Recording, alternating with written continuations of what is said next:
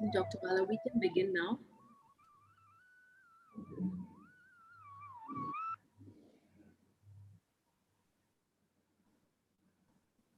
We can begin now. Namaste. Good morning to all of you, friends.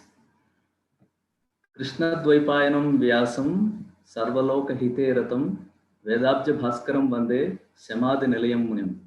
Salutations to Vedavyasa, who has given us the knowledge of Vedas, divided them and provided them in a systematic way to us, and also the one who has written or codified the Brahma Sutras, and along with that, somebody who has given us an epic, which cannot be considered to be a text, but which is beyond a text, called Mahabharata.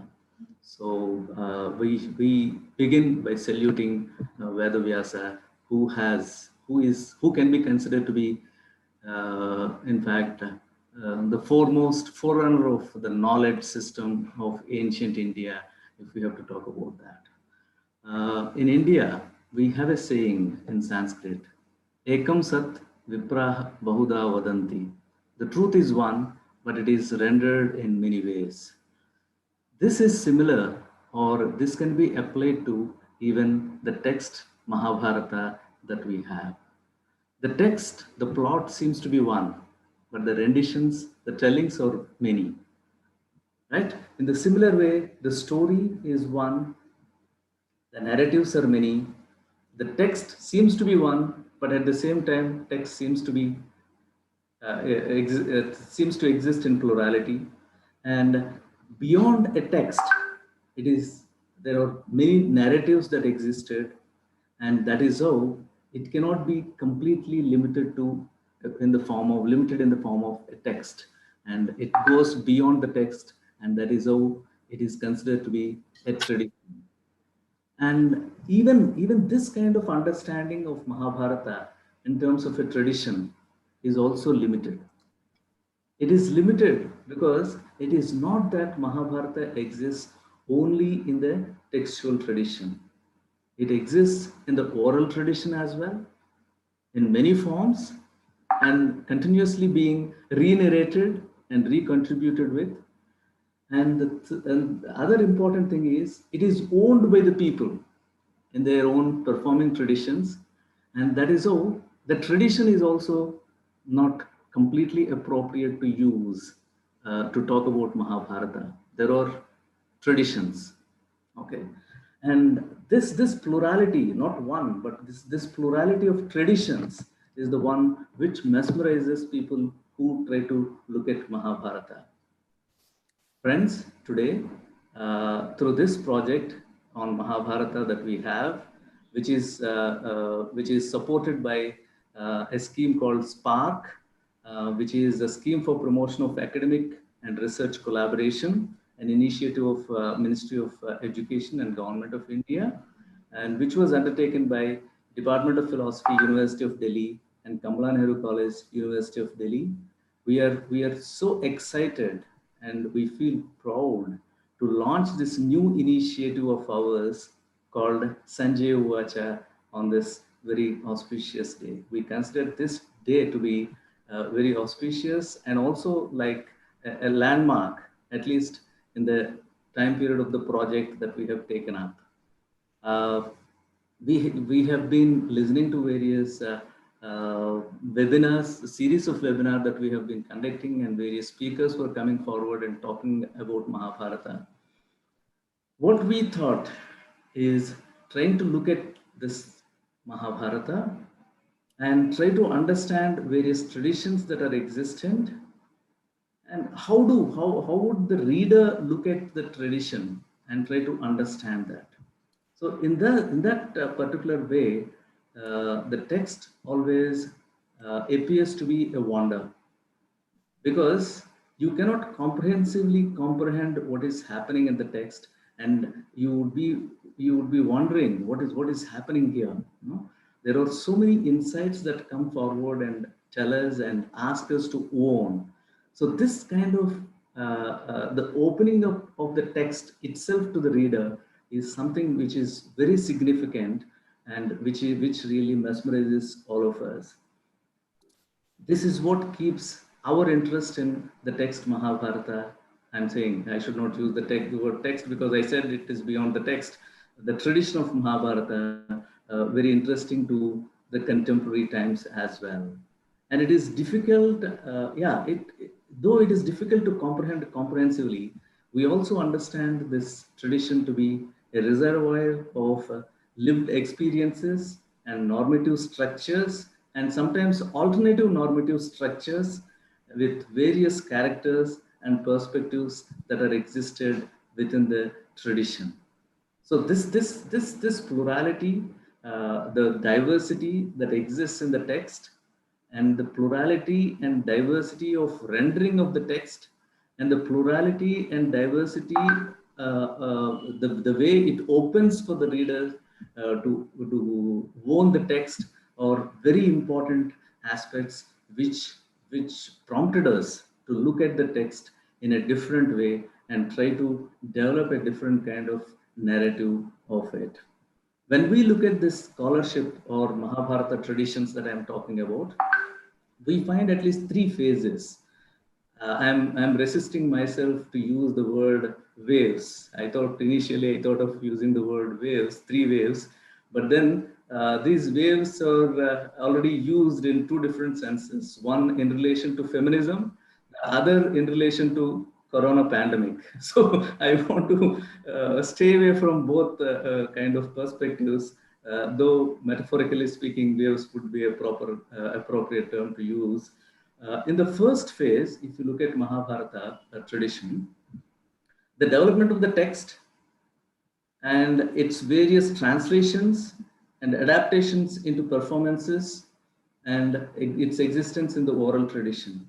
This whole gamut can be considered to be the first phase of Mahabharata traditions. And if we move to the second phase, there is an academic interest that we find in Mahabharata scholarship, I mean Mahabharata traditions, which contributed richly to the understanding of Mahabharata by the interpretation of Mahabharata traditions and reinterpretations and the kind of debates that developed on Mahabharata in terms of what is the text, whether the text is dharma centric only, or whether it is centered on violence or ahimsa. So such kind of questions were debated and developed, and also how should one read it? How should a reader associate himself with the text?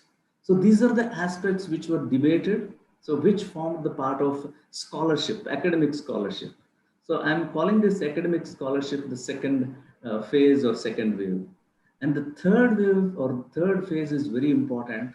And in this third phase, there are re-renditions of Mahabharata that have come up from various perspectives.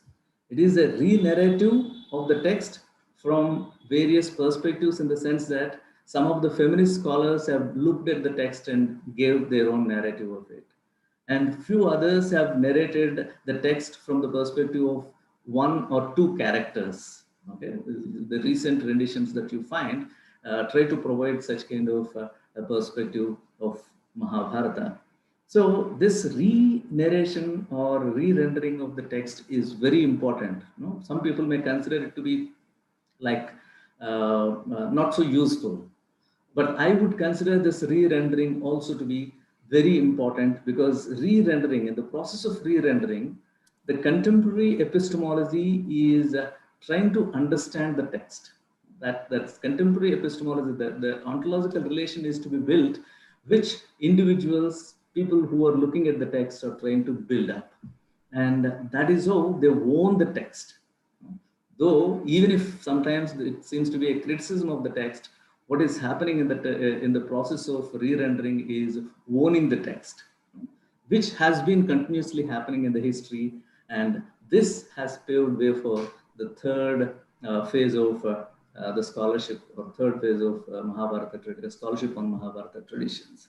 And that is how this re-rendering is very important to me, and it builds contemporary relevance, and it also makes people to participate. It opens itself to for the people to participate in it. And this is the third phase that we are talking about. And this third phase is very important to me, as I said, even for this project. And this initiative that we have taken up in terms of Sanjay Uvaca belongs to such kind of a perspective, no re-rendering of the text.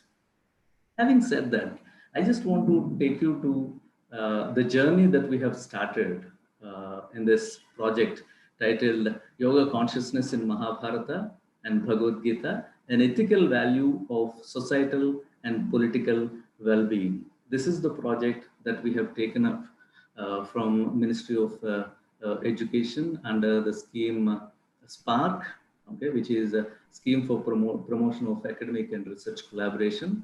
So basically, this project is taken up. This is the original one. Even here, I can use the same metaphor of phases or waves of the project. The first wave was the original perspective with which we have submitted the project and with which we wanted to come out with an academic end product. Okay, so this academic end product for us, which was purely academic, out of academic interest, is to come out with a book, a monograph, and an edited volume probably, and then organizing an academic workshop where students and public can participate in it and try to learn something from the discourses that are happening, again, academic discourses, and offering a course to student or general audience on Mahabharata. So this is the kind of academic orientation with which we have began this project.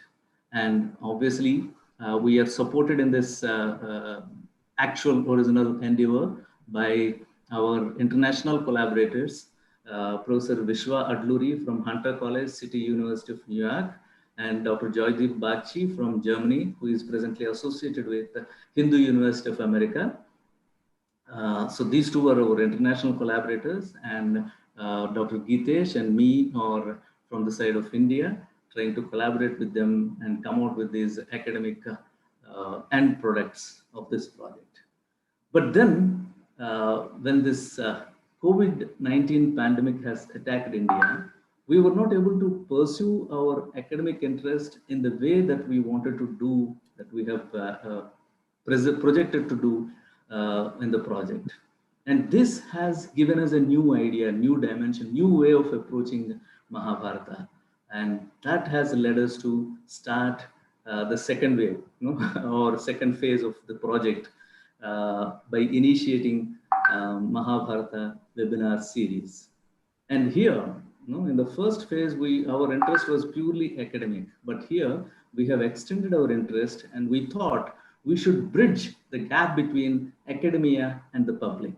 So academic discourses and discussions are happening in the form of writing articles, publishing articles, and in four walls of the classrooms or seminar rooms. But we should take these discussions and we should let the people who are interested in Mahabharata, who may not be in academic discourses, part of academic discourses, get acquainted with what is happening here. So with that intention, we have invited number of scholars who have actually contributed richly to Mahabharata textual tradition and oral tradition and performing tradition. And we invited them and we made it possible that the gap that we find between academia and the public is at least lessened. No, the gap has to be, we made an attempt to bridge the gap, but we are very sure we may not have succeeded in bridging the gap, but we have done our part in narrowing the gap that we have done. So this was the second phase, which helped us to complete 37 lectures so far we have completed in this webinar series. And our aim was to complete 50, and we would be definitely doing that as well, which makes a rich space, what is it called? Yeah, I'm missing the term. Okay, then we are into the third wave of Mahabharata project. And this third wave is how to reach out to the youngsters is our concern here. So here we are trying to be focused, because as we say, the youngsters are the future of the country. And if we can reach the youngsters, and if we can make them understand the importance of the text, and if we can make them participate in the text itself by coming forward and retelling the story from their own perspective and from their own, not just perspective, by relating it to the life situations of the contemporary times, then we thought probably it would be more fruitful. And this kind of thought led us to encourage our younger lot who have joined us now, who would be introducing themselves to you now, to look at this Mahabharata and try to come out with their own narrative of it. So that is how I relate this third phase that I spoke about Mahabharata scholarship in terms of re-rendering of the text to this third phase of the project that we have picked up and we are doing now in terms of younger people coming forward and trying to tell us the story from a different perspective. Okay. Now, this is the one which has made this possible for us to launch Samjaya Uvaca. Now, I should say something about the vision and the mission of this Samjaya Uvaca. Let me say a few things about that. Basically, what we thought in this Sanjay Uvacha, it's not just narrating the mainstream story that is existent, because that is already available in the public domain and everybody can consume it. But we want to do it in a different way. And though I am using this word "we," in fact, there are four young students, who have come forward, young colleagues, I should say, because we are all in the process of knowledge acquisition. So we should call them colleagues, younger colleagues, who have come out with the thoughts on their own. They have come out with these specific ideas, and they have come out with the way it has to be presented, etc. So that is how it's completely their own thought process that has come out with this Sanjay Uvacha. But we are only trying to, Dr. Geetesh, me and other senior friends who are with us, trying to mentor them in developing this particular initiative. The first important thing that we are looking at, we thought of looking at, is to present the diversity of regional variations. Okay, though there is, as I said, there is a text, but there are many texts, right? So you can never completely stop with the statement that there is a text. You have to immediately add saying that there are texts. Okay, similar way, the diversity is to be brought to the notice of everyone. So with that intention, these friends of ours have come out with the stories from regional variations, which are not very well known, or which are known only in those regions. Okay, so we have picked up such kind of stories so that people from all over the country, or probably all over the globe, will get to know these stories and the regional diversity of these stories, these narratives that are existent. So capturing the diversity of regional variations is one of the main aims of this new initiative called Sanjay Uvacha. Along with that, building a new narrative. So picking up the plots from regional variations, so capturing the diversity, but that's not sufficient. It has to be retold, right? Retelling is very important. Rebuilding, re-narrating is very important. The narrative, art of narrative has to take up its own new form. So that we are attempting in this particular initiative with the title Sanjaya Uvacha, where the dialogue is built between Sanjaya and Dhritarashtra, okay, and coming to the contemporary times and trying to look at the regional variations. So that is how the narrative is also a new one. It's not just that. We also try to look at the contemporary relevance. So this is another important aspect which we are trying to focus much, because the younger lot would be able to understand it and relate it to themselves only if there is a contemporary relevance. Otherwise, if it is an archaic kind of one, they are not getting themselves related to that. So in order to make them relate to the story, relate the retelling, we are trying to relate it to the and we may come out with 20 episodes of retelling where different stories from regional variations would be picked up, and then method of narratology. Another important feature is method of narratology. Okay, narrating. If you read a story, the narrative would be different. If you read a novel, the narrative would be different. If you watch a movie, it also will have a narrative, and the narrative would be different. But we want to completely do a different kind of narrative here, which I don't want to reveal now, because our younger friends would be talking about this new method of narratology as well. So, and also adding art to that. I always believed this, friends, that philosophy can be taught in a better way if we relate it to art and aesthetics.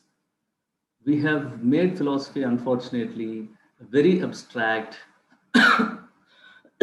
and that is how we have taken philosophy away from common man. People who are people who may be interested in philosophy would be scared of getting into it because it appears to be too abstract. But if we can teach it by using art and aesthetics, people would be able to understand and relate philosophy and knowledge, philosophical knowledge, in a better way than what is happening now. So, with that intention in mind, art is also being added here to the narrative.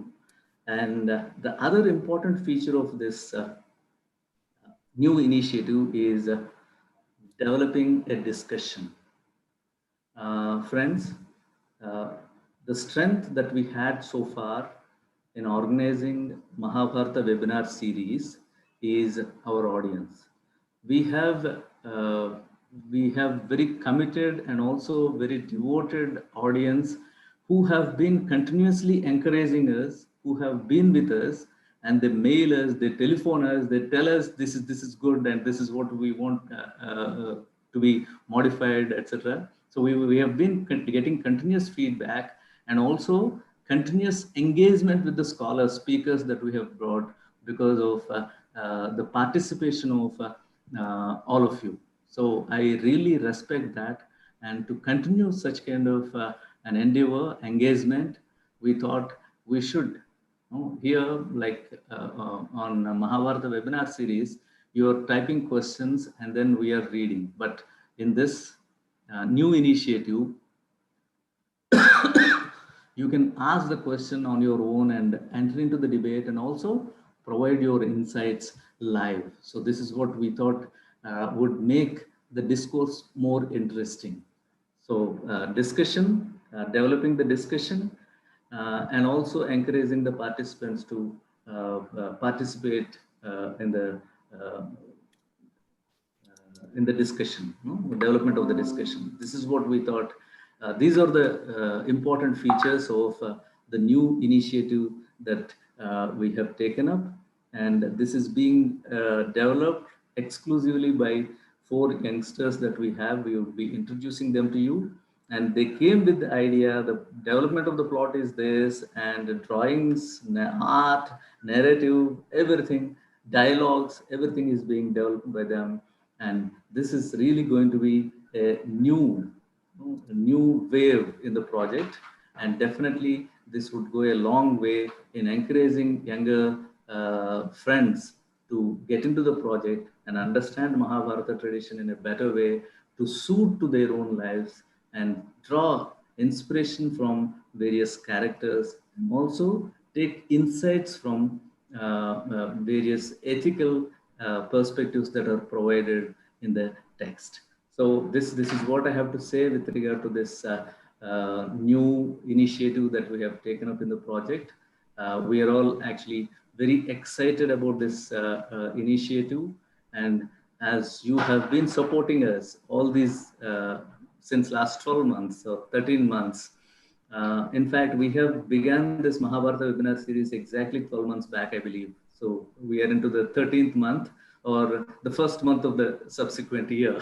So exactly in 1 year, we came with a new initiative, and we request all of you to be with us and provide us your insights and suggestions and encouragement so that the younger friends get reinvigorated in their thought and start thinking in diverse ways as to how this text can be wound, rewound for their own lives and for the lives of all others. So with these few words, I invite Dr. Geetesh to take the proceedings further. Over to you, Dr. Geetesh.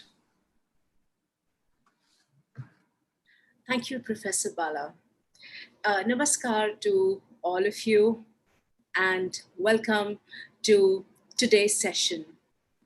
And today's session, as Dr. Bala said, is very special for us as it's a part of the third wave of the ongoing project during the time where we are all functional on a virtual platform and somehow making a very positive use of this virtual platform. And as Dr. Bala said, this is our little effort of re-rendering of the Mahabharata. Friends, a cursory glance at the richly textured Mahabharata explains that the human conditions that pervade the minds and the situations in the epic, they find an elaborate description through episodes, narratives, parables that make Mahabharata assume the ponderous dimensions, such as the sweep, such as the comprehensiveness in the epic. The very stories which are embedded in the fabric of the epic are the sources of learning about humans, animals, birds, gods, demons, nature, occasions, events, while communicating pertinent issues of dharma, morality, righteousness, what to do and not to do in different situations. And all these appear as small revealed facets of a large underlying reality in the epic. The stories in the Mahabharata have been inserted very carefully by their tellers for the hearers, at once diverting and pedagogical. This way, we find a parallel impact of these stories on the characters in the epic, who are almost striking or marking the strategic points in their lives by means of these stories. Mahabharata, as we all know, friends, started as Jaya, a story of war between cousins for a kingdom. It was recited in courts and outside by bards and storytellers.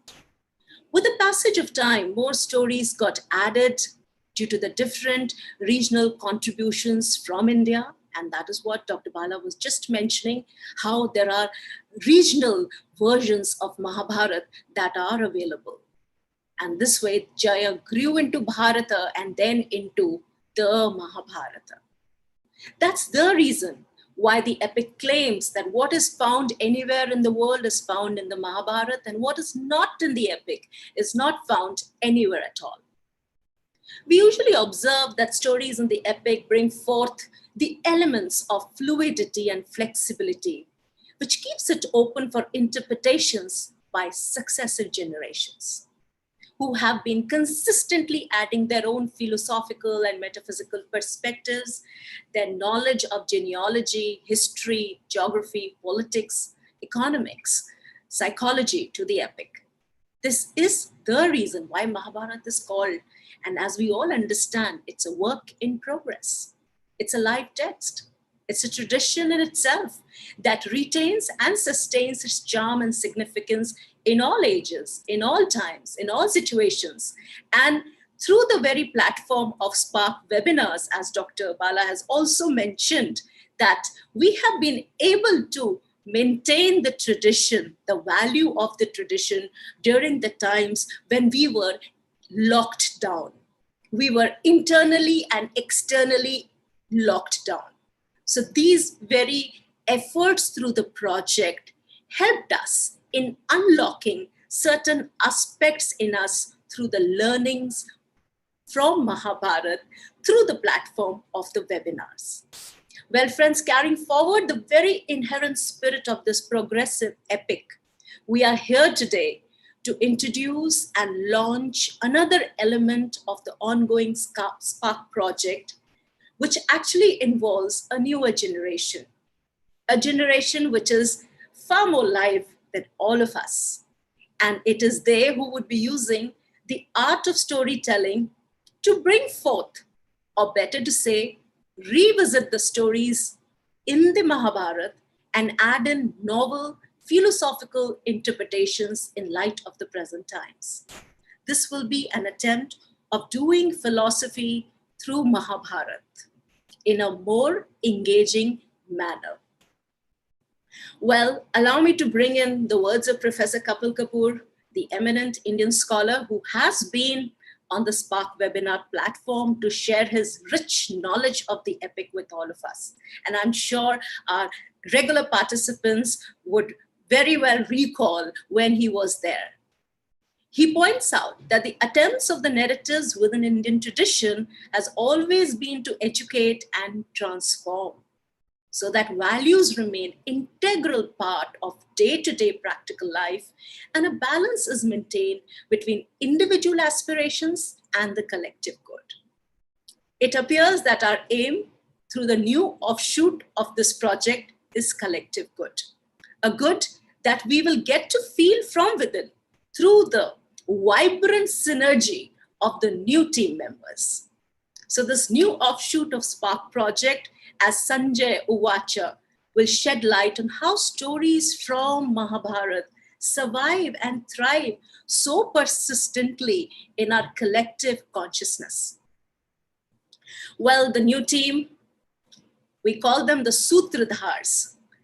They will be shortly introduced to you, and they will, in subsequent sessions, present how stories of Mahabharata can be the reflection of our experiences, as well as how the stories can help in reflecting on our experiences.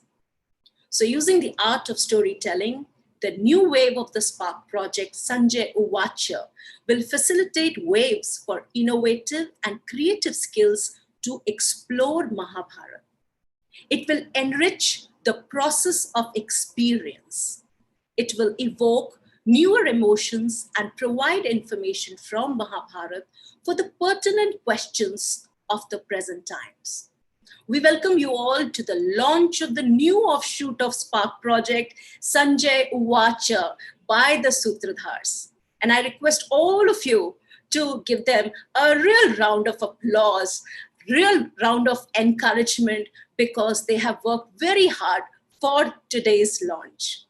And I invite all of you to participate in the discussion after the launch, because Professor Bala and we look forward to receiving ideas from all of you to make this new project more interesting, more enlivening, and more enriching for many, many of us.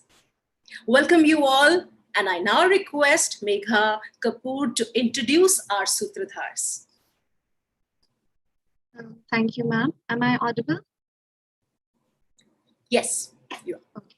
It gives me immense happiness to introduce and welcome the new 4 members of our ongoing Mahabharata project. Satvik Devrakonda is in 12th grade pursuing humanities from AGDAV Centenary Public School, Delhi. Satvik is passionate about research and earns to pursue a career in academics. Being the founder secretary general of AGDAV Schools Model United Nations, he has participated, chaired, and organized around 40 MUN conferences. Satvik bagged prizes in game designing and is thorough with computer programming and languages. Apart from debating, he has a penchant for writing. Basketball and karate are his long-standing passion. Over to you, Satvik. So thank you so much. So firstly, I would like to express my gratitude to everyone who made it here and Dr. Geetesh and Professor Vala. So as we all know, Samjaya Uvaca is an initiative to develop a new narrative of Mahabharata, which has undergone many stages, of course, to become the Mahabharata, and an age-old tradition that has been passed from generations to generations. And this tradition deals with a host of things: right and wrong actions, life, justice, spirituality, and well-being. And it's obviously one of the largest and oldest traditions on earth, whose story was adopted by the people across the subcontinent and later adapted according to the regions to form the regional variations. But why should we develop a new narrative? What is the purpose of this new narrative? So when we were initially told about this project, this new initiative to develop a new narrative, we the interns were having a discussion about this particular initiative. So we first agreed to collect 18 stories from the 18 parvas and present it through art and narration. But then one of the interns came up with an idea of collecting stories from the regional variations of Mahabharata to connect with the people of different parts of India. And then that's how we came up with this idea of narrating Mahabharata through the eyes of Sanjaya and Dhritarashtra. So this text has been an eternal one, we can say, and we could rather call it a tradition that has been perpetuating since long. And as Professor Bala was also pointing out, there are three stages. First is the mainstream story, and then and the Mahabharata text, and the second is Mahabharata scholarship, and third, yeah, we initially wanted to call it the third wave, but yeah, we're not. That is the most important one, is the development of the new narrative. This narrative which we are trying to develop is not only to connect people from various parts of the country, but to mold it in a way to increase the relevance of the text in the contemporary times, sorry, of the tradition in the contemporary times. And as this initiative is a part of the SPARC Mahabharata project that majorly deals with social and political well-being, keeping the current imbroglio of the pandemic in our minds, we hope to fill the audience minds of, we hope to fill your minds with some bit of hope about at least some sort of social well-being through this new narrative, which we are molding accordingly. So making the purpose clear, I just hope that our objective is fulfilled by the end of this series. Thank you. Thank you. Our next member, Mayank Pundir, is a student of ATDAB Centenary Public School. Currently in 12th grade, Mayank is pursuing humanities and has deep interest in discipline of history. He is a student and practitioner of theatre. In a span of 4 years, he has participated in various productions, including both inter-district as well as interstate, and also have 2 productions of Hindi Academy. Over to you, Mayank. Thank you, Megha. Greetings to everyone. Greetings to Dr. Gaitesh and Professor Bala and all of us who are present here. As Dr. Gaitesh had just told us, that from Jaya to Bharat and from Bharat to Mahabharat. And I'll not repeat the same mistake. I would call it a tradition. So from Bharat to Mahabharat, this tradition from centuries went on. And for some, though, it is a text of war. For others, it is a text of philosophical learnings. For some, Mahabharata taught them the do's and don'ts of their life. But above all, we think that Mahabharata is a tradition which not only belongs to any particular region, language, or religion, but it belongs to the people, those who have either read it or have heard it, and those who seek some learnings, not only for the materialistic existence, but to the extent of spiritual enlightenment. Now, starting from 8,000 verses, and now it has reached more than 1,25,000 something verses. And throughout its journey, since the ancient time when it was written, it has inspired poets, playwrights, and also it has also been a fascination for the men behind the lens, that are different directors and producers of Bollywood as well as Hollywood. Yeah. In the northern part of India, as I belong to the northern part of India, we are not allowed to keep Mahabharata in our houses. Because initially it is thought that if we will keep Mahabharata in our houses, then it will lead to another Mahabharata in our own households. So yeah, so we are not allowed to keep Mahabharata. Unlike Ramcharitmanas and another great work by Goswami Tulsidas, we do not have retellings of Mahabharata in India. Maybe somewhere we have, but initially in the northern part we do not have things like that. So in contrast, though we are not allowed to read Mahabharata, but most of the stories that we have heard from our grandparents are inspired from Mahabharata. Our grandparents, the greatest storytellers in the world, and their stories from Vikram Betal to Tiger and Jekyll, from Tenali Raman to Akbar and Birbal, and many stories from Panchatantra, in which animals too have liberty to speak language that we speak. So some way or the others, these stories were either inspired from Mahabharata, or the folk tales were added later to Mahabharata to make them stories with moral, stories with a new narrative. So the development of new narrative, or from one story or a bunch of stories, it is not a new thing. It's a very old tradition that has been going on, and we are just carrying it forward. And as my friend Satvik has just told us about that, why do we need to develop a new narrative through one or a bunch of stories, is to make this tradition reachable to new generation, to make the taste of this tradition similar to that of new age. And when the responsibility of how to develop a new narrative came on our shoulders, on the shoulders of our team, then we thought that it might be a very difficult task to, how we could in just few 18 to 20 episodes, how could we narrate the whole Mahabharata. And that will be quite boring for the younger generation, as we thought, because all of us, if we want to read stories from Mahabharata, then, as Professor Bala has also told us, that we can read it from the original text. All of us, all four of us, we researched together, we brainstormed together, and then we came up with this new idea of Sanjay Uvaca. And among hundreds and thousands of retellings of Mahabharata, this is another addition to the retellings that are going on from generations. So we named it Sanjay Uvacha, because we thought, okay, we have heard that Vyas Muni told Mahabharata to someone, or I'm sorry, he has written Mahabharata, and his students, his disciples, told Mahabharata to someone. And all of us know that Sanjay didn't told the whole Mahabharata, but the war part of the Kurukshetra war to Dhritarashtra. So we thought that why not this time Sanjay should tell the whole Mahabharata, different from the story of clan of Dhritarashtra, a Mahabharata that has happened at the time of Dhritarashtra.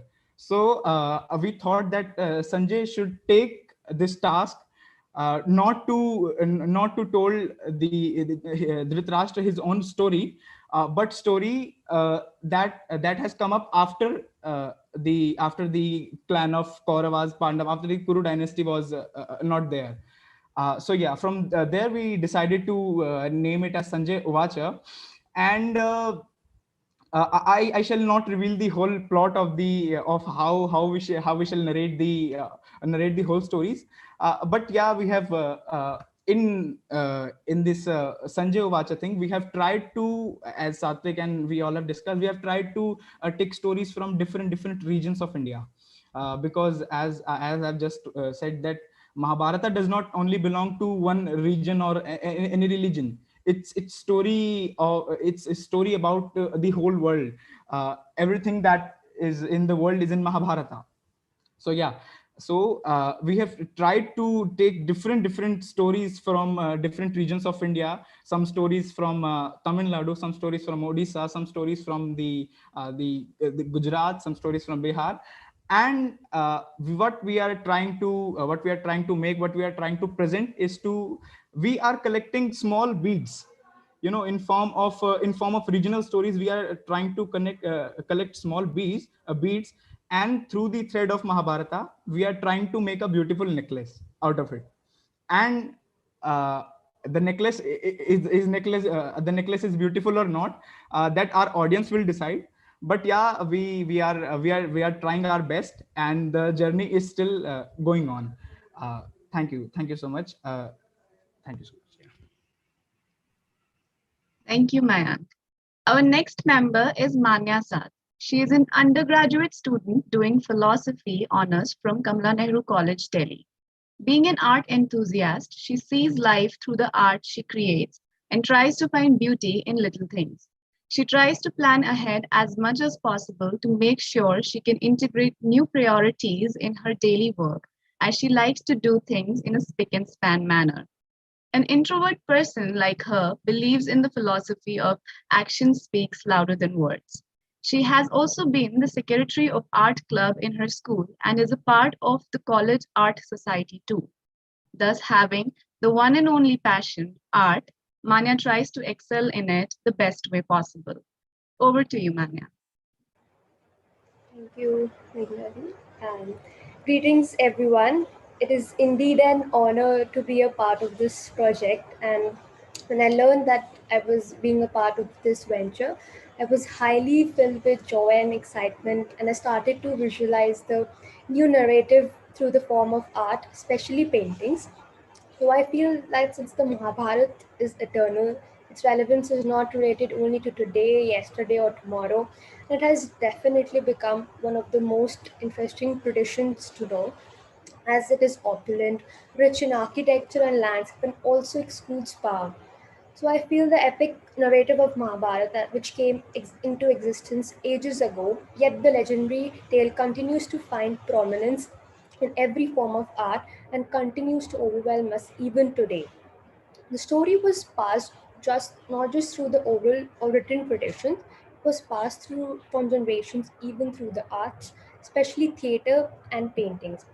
As Mayank has pointed out that we'll be making regional stories, so I feel that, and I'll be doing regional art as well. So I feel it always makes the tradition more relatable to the people of that particular place, as I feel art uses the power of the visual image to ignite imagination, evoke emotions, and capture universal cultural truths and aspiration. And it has the ability to narrate a story across diverse cultures and preserves it for future generations.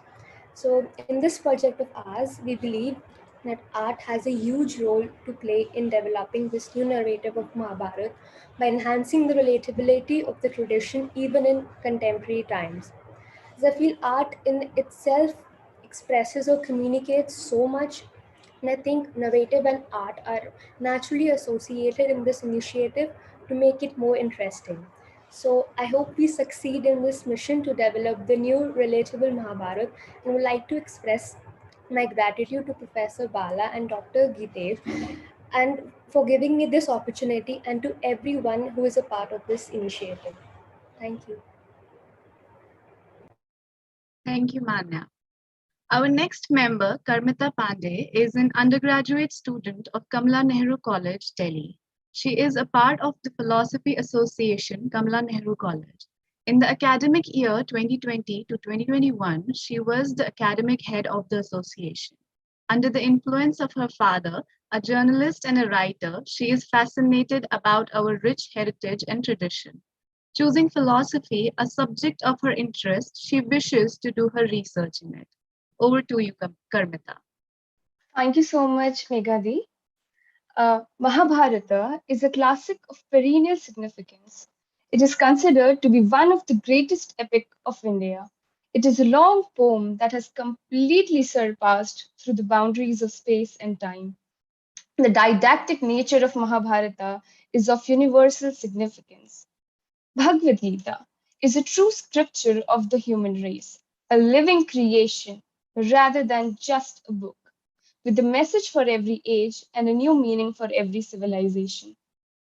Carrying forward these views of Sri Aurobindo, we, the team of Sanjay Uvaca, have realized that how important it is to make sure that this message is even delivered to our generation. And what better way can there be to do this than doing it in the form of storytelling? Storytelling is not just a method or a technique or a process. It is an art of storytelling. Storytelling is an art form as old as time and has a place in every culture and society. Stories are the universal language that everyone, regardless of dialect or heritage, can understand. Stories stimulate imaginations and passion and creates a sense of community among the listeners as well as the tellers. Telling a story is similar to painting a picture of words, a picture so attractive that it alludes the listeners towards it. With this aim, with this as an aim, we would like to revisit the stories of Mahabharata and deliver them to as many people as possible. Lastly, I would like to conclude with the shloka Om Sarve Bhavantu Sukhinah, Sarve Santu Niramaya, Sarve Bhadrani Pashyantu, Ma Kashet Dukh Bha Bhavet. Om Shanti, Shanti, Shantihi, which means may all be prosperous and happy, may all be free from illnesses, may all see what is spiritually uplifting, may no one suffer. Om, peace, peace, peace. Thank you.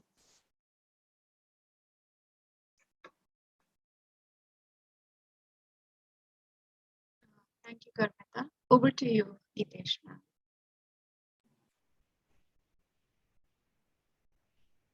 It was such a joy to hear new voices on our platform. And these are the guests. They arrived as guests, but now they are a part of us. So this is the whole SPARC webinar series team now. And our webinars will take a different turn from the coming Saturdays. They won't be the same as before because we have, as I said, as Dr. Bala said, a new wave, a synergy, which will actually bring in new energies in us. Well, we are now ready for the launch. Professor Bala, would you like to announce? And then we float our live poster. Yeah, please go ahead.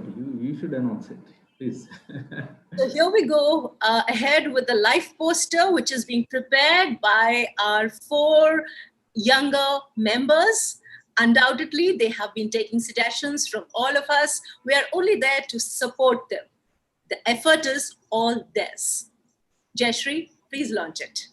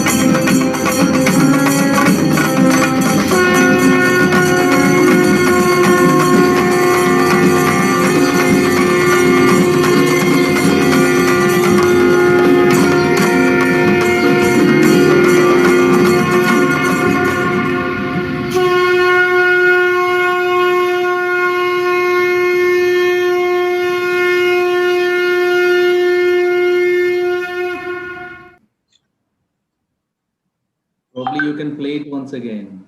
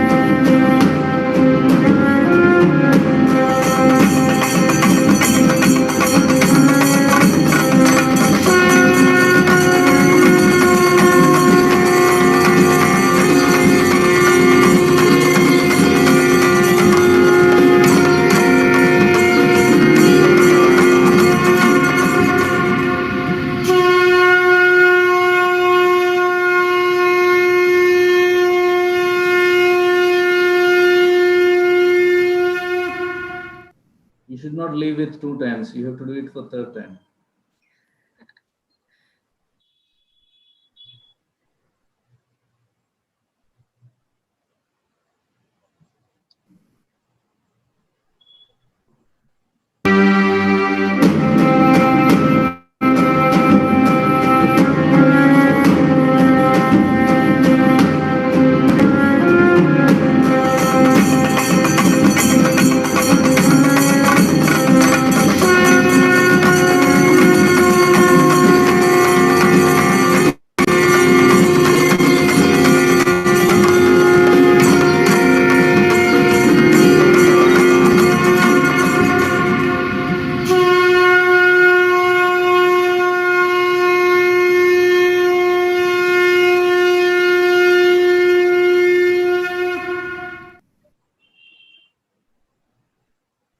That's wonderful. And friends, you please note that this flyer that you have seen, the motion picture that you have seen, is developed exclusively by 4 of them. I'm sorry. All these 4 Sutradharas, they have done this motion poster that you saw just now. Wonderful skills that they have, not just in narratology, but also in presenting it to us in the best possible way. I think, Dr. Bala, we can now open the house for discussion. We welcome all of you. We invite you to share your views, to whatever you need to talk about. Please feel free. You can just switch on your video so that we get to see you also. Yeah, but only request is limit yourself to 1 or 2 minutes so that. Yeah. There are certain people, there are certain participants who have written in the chat box. If you would like to speak, it would be great for us to hear from you.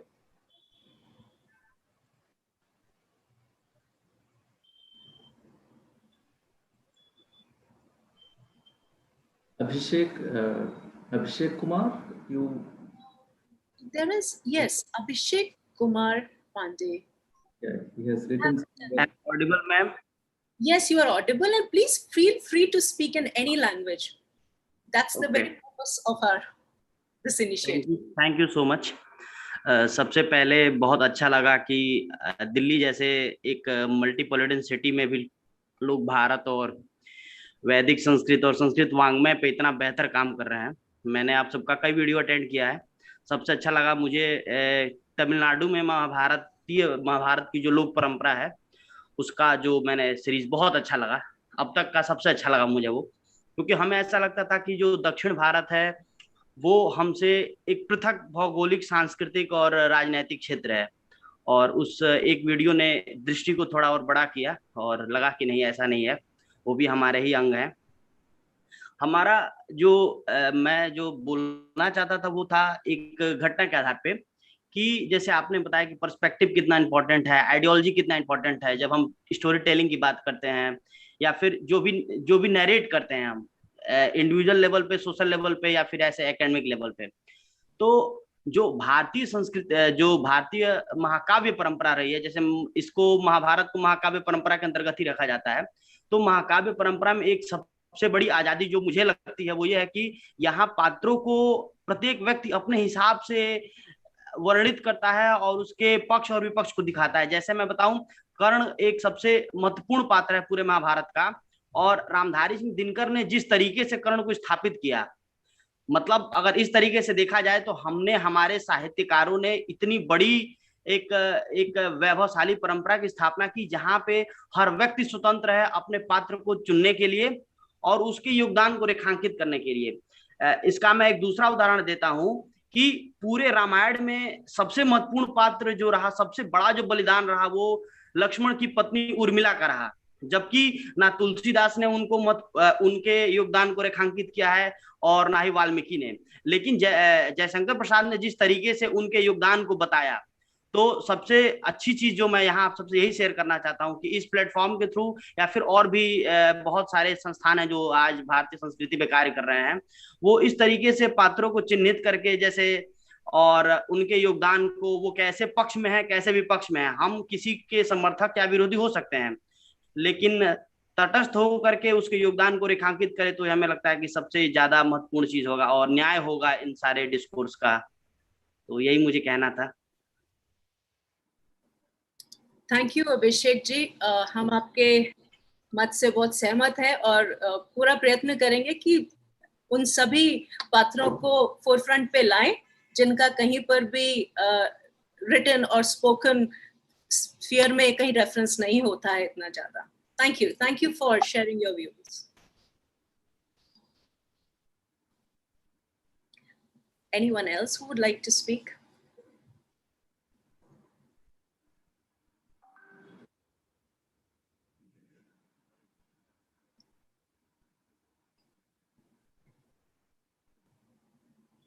We have a lot of participants who have written quite a lot for us. Real round of encouragement. So nice if you can speak out. Yeah, friends, as I said, some of you can come forward, but in between, I just want to fill the gap. So, friends, as you have understood, this new initiative is completely taken up by our younger friends. And if there are any suggestions that you would like to give, it is going to start with the title Samjaya Uvaca and behind the behind the screens. Okay, that's the caption that is provided. But if you would like to suggest any stories, or if you have any alternative narratives that exist in your tradition, in your state, or if there are any new insights that you would like to present of the same story that is understood in a particular way, please feel free to write to us and let us know so that we can take those insights and develop this narrative this new initiative that we have taken up in the best possible way and present it to the world all over. So that is my request. And even now, whatever you have understood, if there are any suggestions that you would like to make, even the appreciation, because these youngsters, they need a lot of encouragement and appreciation so that they can do much better work in the coming weeks. So I invite all of you to say something, and if you have any insights or anything that you would like to share with us, please feel free. Because one of the things which is pushing me to say this is that last 52 weeks we have been talking. So now we want our audience to speak for a while. Sorry, ma'am. I would like to congratulate you for taking this initiative of bringing the new generation in. This will be not only for India, but for Indians all over the world, and most important to other people also to know about our scriptures. I would like to congratulate the 4 youngsters. Their composition was so good, and especially at the end when I could hear the conch.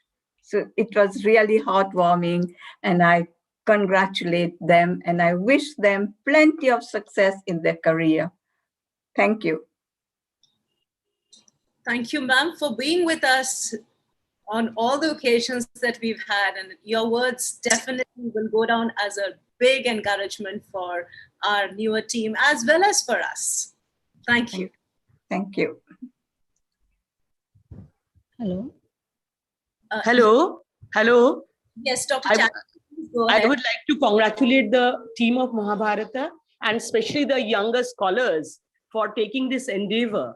I just wanted to ask what really prompted them to go into this kind of research, and any particular domain or aspect of Mahabharata when they are talking about the Samjaya Uvaca, how they are going to look into it, and maybe they can also analyze why the Bhagavad Gita has been stressed so much, though there are many other aspects of Mahabharata, which at least I have come across through this 37 lectures series of Mahabharata, which you people have been doing it. So that's what really prompts me to ask this question: what really prompted the students to go for this kind of an endeavor? Thank you, and congratulate once again. Thank you, Dr. Chatterjee. Would anyone like to answer out of four of you? I wish to answer this. So thank you, Dr. Chatterjee, for that appreciation and the question. So when we were told to develop this new narrative, what exactly prompted us to, do this was, I belong to the south of India. And then the other interns, they belong to different parts of the country. As we were discussing, we just found that there are, so many differences in the story itself. Though there are so many variations, there are, different stories, the pluralities. There's something that holds this together. As our body is made up of matter that holds us together, the very essence of these stories is Mahabharata itself. So we just thought this was really beautiful. So we should, go forward in developing this new narrative. That's what at least encouraged me. So, and yes, we'll also, take note of that Bhagavad Gita point, saying that, okay, it's not the only important thing, though it is projected. There are many important things as well. We'll also, do some bit of research about that, man. Thank you so much. Thank you, Satvik. Hello. Yes. Okay. Yes, please go ahead. Hello. Myself is Kalyani Sarangi. Good morning to all of you. Sorry, good afternoon to all of you. And I am a constant participant in your program. Thanks to Gitesh Madam and Bala sir. And my congratulations to all the youngsters, because it is really heartening for all of us that they are connected with a rich tradition. But my humble submission for the young generation, that they should, the whole Mahabharata project or the Mahabharata can be, it is a request, you can say, that can be the Gandhari character can be perceived. There was a discussion already regarding the feminist perspective about the character of Draupadi, but I request the younger generation to look at the character of Gandhari from the feminist perspective. And another request is that concept of bhakti that played a crucial role between, you can say, between Lord Krishna and Arjuna and others. That should be also, it will be more benefiting if it will be taken care. And another one is that Krishna as a, I can say, as a fast environmentalist, that also can be taken care. These all are my humble submissions only. And congratulations to the young generation for their such a very beautiful way they have picturized everything. It's really a great thing. And, above all, my congratulations to both Bala sir and Gitesh ma'am. Thank you. Thank you. Thank you, Kalyani ji. We have made a note of all your points. Thank you. There are some of our participants, due to some technical issues, are not able to unmute themselves. So I request them to share in your ideas in the chat box. And as Professor Bala said, you can please share it through the email also. Anmol, you have some suggestions coming on YouTube. Would you like to share? Yes, ma'am. as of now, I mean, like, I wanted to give my views to this new initiative. First of all, it is a great pleasure to see that the small family is becoming bigger day by day, and we are having new family members. And I feel though this initiative is very simple, like we are telling a story, but it is going to be a very effective one, in the sense that when we tell a story, people love to hear stories. I mean, like, they get engaged with the characters and they get involved. And as you also pointed out that uh, everything is there in the Mahabharat, and what is not there in it, it is not to be found anywhere else as well. So the point is, I mean, like, why do we get moved by so much by the narrations or narratives? Because I feel they are not frozen in time. And it is also pointed out by Karmita as well, that storytelling is part of every civilization. So this is the basic thing through which we can, it's not just storytelling, it connects with the lessons. A story must have a meaning, and it is in the form of morals and ethics. So it's like, as Matilal also says, that there is very close and inherent connection between storytelling and ethical discourses. That's how we have ethical discourses. And of course, due to the variations in regional variations, we have different variations of stories, and they are all giving us some moral lessons. And it is also interesting that although we see that it is Vaishamtyana and others who are narrating the Mahabharat to the kings, it is Sanjaya who actually narrates the Kurukshetra war to Dhritarashtra. But I also feel, when we used to see that B.R. Chopra's Mahabharat series, there was that image and a clock used to come, and it was that the Kal is narrating the epic. So that Kal is emphasizing that how stories, they always move forward, and like stories, they are appropriated and interpreted by generation after generation to make sense of the world we inhabit. And that's how we have this initiative. So it is like really nice to be a part of it, and I'm really looking forward to the stories which these new members of the family will be narrating in the coming days. And my best wishes are with all of them. And it's very nice to be a part of this whole project. Thank you. Thank you, Anmol, for sharing your views. Would anyone else like to share? Please feel free. It would be it's a wonderful moment for all of us to hear from you. And as Dr. Bala said, we otherwise normally come, speak, and go away. So we're opening spaces for dialogues now. I would like to something? Yes, ma'am. I would like to share something, ma'am. Please go ahead. I think few minutes ago, Deepika ma'am has asked a question that what got us interested in doing the project related to Mahabharata.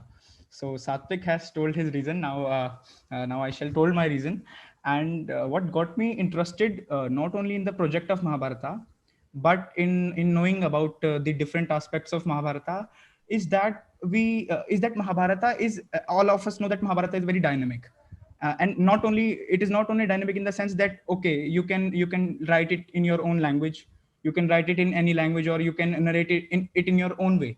But it is dynamic in the sense that when you are building a new narrative, you need not to change the story. You just have to change the perspective. You just have to change the lens. The story remains the same, the dialogues remains the same, the characters that are present, they remain the same. Someone has talked about Rashmi Rathi. It is from perspective of Karan. The story is same. There is no alteration in story. One such on Draupadi's perspective, Palace of Illusions has been written. It is from the perspective of Draupadi. The story is same, and there is no alteration in the story. And as Anmoldi has talked about B.R. Chopra's Mahabharat, it is from the perspective of Bhishma Pitama. And as we can see that in all the three cases, the story remains the same, the character remains the same, and still people have the liberty, audience have the liberty to perceive it in their own way. They are free to learn whatever they want to learn, and they are free to give their suggestion. They are free to add something. And in our project, this Sanjay Uvaca also, we have not made our own plots. Initially we thought that okay, I think we'll not find something very interesting, that we can tell in form of story. So we have not made plots ourselves, but we have collected the same stories just from different regions. So yeah, so this aspect of dynamism of Mahabharata intrigued me most to know about Mahabharata and to be involved in the project. Thank you. Thanks, Mayank, for touching the dynamic aspect of Mahabharata. Thank you, Mayank. Would anyone else like to? I would like to say something, ma'am. I really like their enthusiasm, actually. It's so nice that you guys already know so much, and the way you present is just amazing. So it's just one thing that I want to say is that, Mayank talked about curse that the Mahabharata has, that it cannot be kept at home because it says that, it will lead to war. And then, Mayank also talked about the lens that we have upon Mahabharata. So the suggestion would be that, try to look why all over India it has been regarded like a curse. Like regions have different stories and regions have different interpretations, but still there was a curse that always had on Mahabharata. So you can look into it, why it happened. Through the stories, you can say that, it was not only like Bhagavad Gita was the center, right? So a lot of people thought that Mahabharata is all about war, but it wasn't.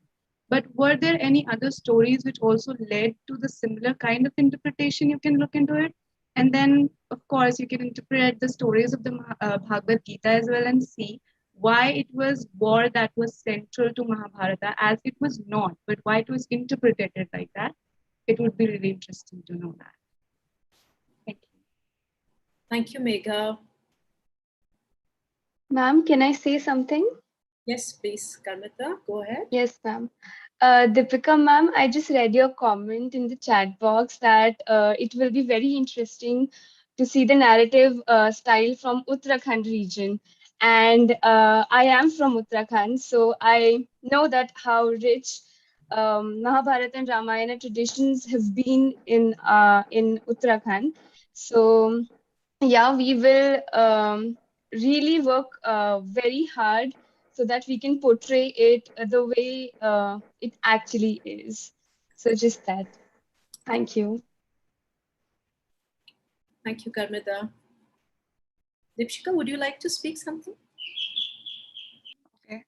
Hello, everyone, and all of you, the new members, you spoke wonderfully. I just saw a comment on the chat box from Anvesha Sharma, who said it would be helpful if the contribution of the Northeast. So since I belong to the Chicken Neck region, but I wouldn't be classified as a Northeast, so I assume a cross-border identity, if you will. So I would be so glad if you researched upon, the cross-border identity between Nepal and India, especially the Kirats, because we have a tribe within the Nepalis who are called the Kirats, and I think there is a portion in the Mahabharata where Bhima actually interacts with Kirats, and that hasn't, been elaborated in terms of cross-border narratives. So that would be amazing. But yeah, we are so happy to have you here, all of you, and I loved your expositions through different narratives in terms of art and content strategy and plurality. And yeah, I feel ever so happy to have you all on board. Thank you, Deepshika. Jayashree, would you like to share something? I'm really happy to see these people working, because while these people are working, I have also tried working with them. So I can see the kind of, excitement they had for this entire project. So first of all, I just want to welcome you guys. And one suggestion I want to give, like there are narratives in Maithili language. This is the northern part of Bihar, where Sita and Draupadi are compared, and there are really exciting illustrations on it. So if you guys can also look at those things, and then make the storytelling a little better from northern Bihar and Nepali version of it, so that will be great. I'll forward you the text also, so that will be easier for you to take it over from there. Thank you, Jayashree. In fact, it was so wonderful if our participants can also share some of the stories with us. Send in the text so that we can read through and come up with something more interesting and more diverse.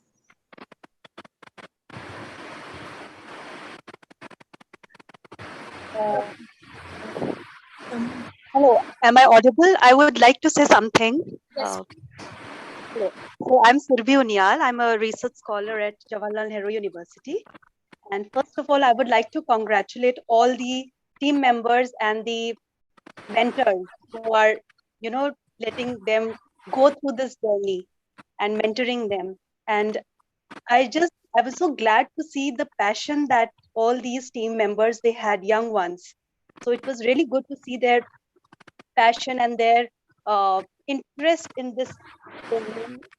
And secondly, I just take it as a suggestion, but I take it as a suggestion for my own self. Am I clearly audible, first of all? Okay.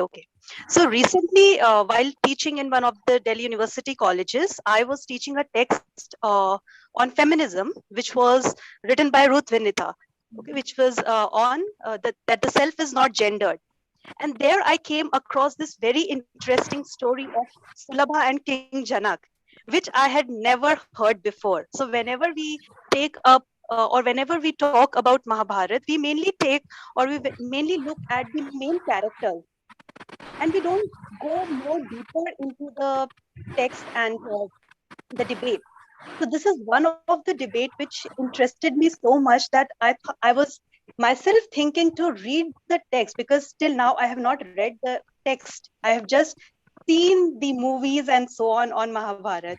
So this was one thing, and this debate, it comes in one portion where Bhishma is telling how a woman has to be treated, how she has to be given respect in every house.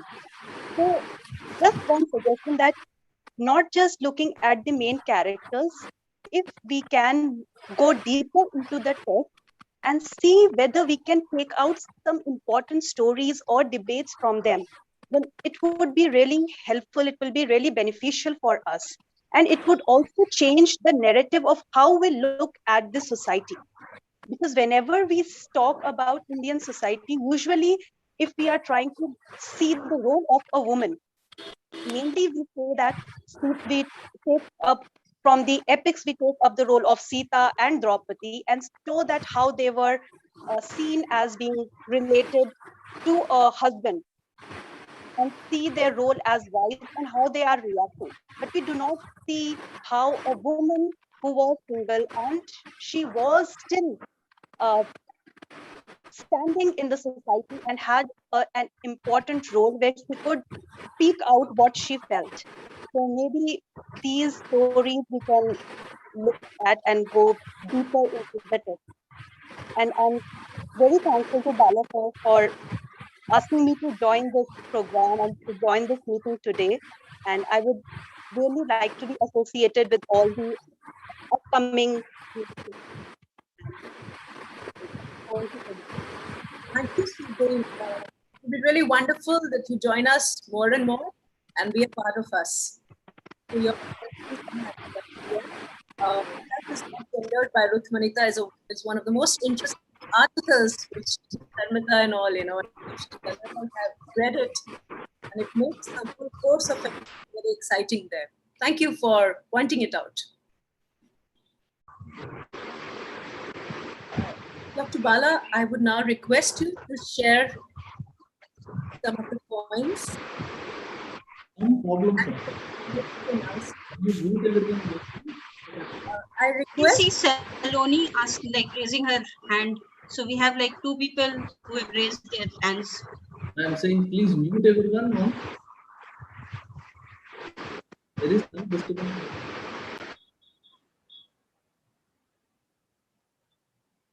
Yeah, I think now it is better, right?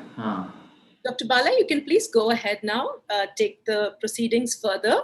I think there is one hand, Saloni Goel. She wants to say something, I believe, right? Saloni? Yes.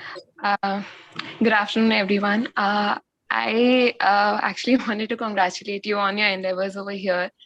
I've been I've been a part of an audience, so to speak, since the very first talk, and I've always been interested in Mahabharata scholarship, and seeing those talks actually gave me a fresh perspective to dive into like an academic perspective, and I even started reading the Bhagavad Gita, like the most easiest part, I would say, in Sanskrit. So my suggestion here was that if we could probably dissect the text in certain ways, like in terms of language, like a lot of people said that there are very many regional renditions to Mahabharat.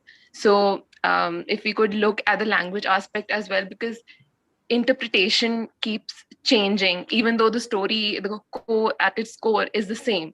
So that was one suggestion. And secondly, since we are trying to make Mahabharat more accessible to the general public, yet keeping that level of academia, maybe when we are bringing up these stories, we could probably show the lineage that there is. Like, for example, if I were to tell a story about how Bhishma Pitama got his name as Bhishma Pitama when his original name was Devrat, so we could probably show how King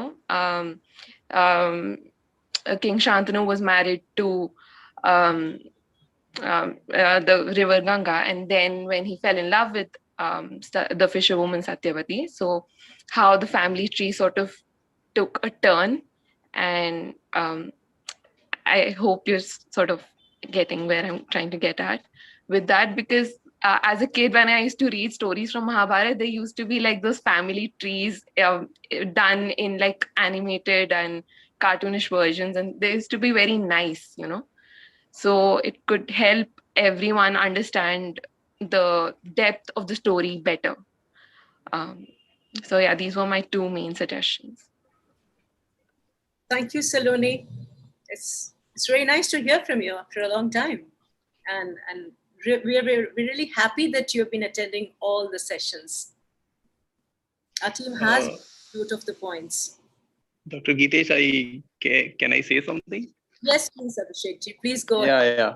So thank you. And I think it requires like a Mahabharata effort, right? To do a Mahabharata project itself, which is very much visible. And I was thinking, I have read sort of part of Mahabharata. I think it was written by Bharavi, the Kirat Arjuniam, which is supposed to be a very good, interesting story about Arjuna, where he achieves, a lot of boons from Lord Shiva. I think that could be the one, maybe if they want to consider this in the part of their storytelling or not. And the second thing with these young people, I think, though they are collecting a lot of these regional stories, but I think going forward, I'm sure, and some of them, because they're so very well articulated and well read, keep reading these original texts, because I think that's where these things originated, So I'm sure some of you, or maybe all of you, must have been reading it in depth. I mean, some of you may become a researcher in this field, some of you may divert into different fields, but whatever be the reason, I think, yeah, so that's what I wanted to say, that don't forget the original text in some form. Thank you. Thank you, Abhishek ji, for actually pointing out this very relevant point, and going back to the original text, which is what the budding scholars have to take this into account rather than just focusing on the secondary text. Thank you. Dr. Bala, Yeah. I invite you now and request you to share a few points that are relevant to today's session, and you're requested to take it forward. Thank you. Yeah, thank you, Kitesh, and thanks a lot to all of you who have given your remarks and responses to our new initiative. And they're well taken, and we took note of each and every point that you have mentioned, and we tried to incorporate them as much as possible. And our younger friends are with us, so they have also took note of what you said. So definitely we will try to respond in the sense that we should look at cross-border narratives, and also we should look at the narratives of Northeast India, Uttarakhand, of course, South India. So we are going to do whatever, the best that we can do. Thank you so much for your suggestions. I see many senior people here, faculty members here, colleagues here. I have a request to all of you. Basically, this is a new endeavor by the students, and they have come forward. So please encourage your students also to come and attend these sessions of the youngsters, who are the Sutradharas, the sessions which are being molded and developed by the Sutradharas. So in this, why I'm saying this is, there is another reason, another request that I would like to make to all of you. The younger lot who have joined us, and also the senior colleagues who have joined us today. Under this Mahabharata SPARC project, we would like to encourage the diversity and multiplicity of narratives of Mahabharata. And if there is a student, or if there is somebody who is interested in Mahabharata traditions and has an interesting area, an idea which he wants to promote, he wants to come forward with. He has an idea, but he doesn't know what to do with that. So such kind of people, if they come forward and write to us, we would like to support them in whatever best possible way that we can. So please inform your students, and if there are younger friends here, please inform your friends and encourage them if they have any ideas with regard to the Mahabharata tradition. We are limiting ourselves to Mahabharata tradition. Of course, Indian classical knowledge system is vast, but we are limiting presently to Mahabharata. So if they have any idea that they want it to be promoted, so please encourage them to write to us. And we have created a Samjaya Uvaca mail address, and our friends would share that with you. Please ask them to write to that mail address, and we will look through with a brief proposal of description of the idea, so that we can go through that. And we would personally invite the person who has given us this idea to join us in the subsequent session and describe the idea that he has or she has, so that see, it's not to take away somebody's ideas. No, we don't do such kind of plagiarism. Conceptual plagiarism will not be done. Due credit would be given to them. As you have noticed now, the credit of this new initiative completely goes to these 4 youngsters who are with us. Similarly, if somebody else also has an idea, if they come forward, we provide the platform, okay, so that these new dimensions can be explored actively, and whatever technical support, conceptual support that is required for grooming those ideas and presenting them to wider audience, we will be happy to mentor such kind of ideas, mentor such kind of friends. So please pass on this information to as many people as possible. Let them come forward with the ideas, and let us enrich the discourse on Mahabharata, especially the retelling, re-narrating of the story, relating it to ourselves. Only you can re-narrate it only if you can relate it to yourself. Otherwise, it would be like third-party narration. So we are not trying to do that. So that's the main intention that I have in taking this opportunity. And there is one thing. See, for these youngsters, we have been giving many suggestions, and I somehow in between I tried to stop myself, because I was asking them to do research as well as I am asking them to be creative. See, creative endeavor is something that is different, and research endeavor is something that is different. But of course, unless you do a little bit of research, your creativity will not be molded in a certain particular way. But these kids are doing both of them together and trying their best to come out with their conception. So I really appreciate, and I felt so happy to see one comment here in the chat box. So I thought I should mention about that. Ashmi Jha, friend from AG Navy school, right? She saw her seniors sitting here and she felt so happy. Thank you, Ashmi, for joining us. And I want many more youngsters to come forward and give their ideas and help us in mentoring your ideas. And okay. So please pass on this information to as many people as possible, and we'll try to do our best in contributing to this collective consciousness of Mahabharata that we have. Thank you so much. More people. Thank you, Professor. Well, we all wish that this journey of considerations involving artwork will culminate into dialogue, debates, and discussions.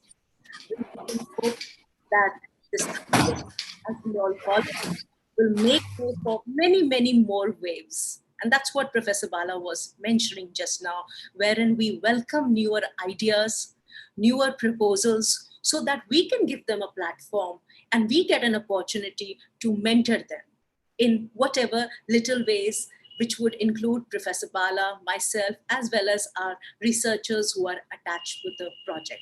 Give us an opportunity. We'll be more than glad to serve you. We are looking forward to having newer elements in the series of Samjaya Uvaca with your constant encouragement, especially of the senior scholars who have been consistently attending all the series of webinars. And yes, fresh, innovative ideas from the younger lot, because it is your zeal, your vigor, which will give more enthusiasm to the 4 new members of the team. Well, I take this opportunity to inform all of you that we have a Telegram group that has been created of the SPARC project. I request all of you to join it. The link has already been sent to all in the mail. And if anybody has not received it, please feel free to connect with us anytime on any of the email IDs that through which we communicate with you. Well, I take this opportunity to thank you on behalf of Department of Philosophy, University of Delhi, Kamala Nehru College, Dean SPARC, Professor Bala, and yes, the new budding team. We are very delighted to have all of you with us today, and we look forward to having you in many more series which are lined up ahead in the coming weeks. And we'll try our best to keep our sessions on Saturdays so that you all can engage with us at the same time, the 11 a.m. time on every Saturday. Keep it reserved for SPARC project. Thank you all. And now I request all of you to switch on your videos so that we can have quick screenshots and see you all too.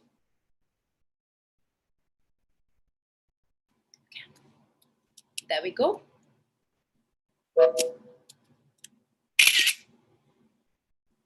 You can feel free to talk to anyone here while we are capturing.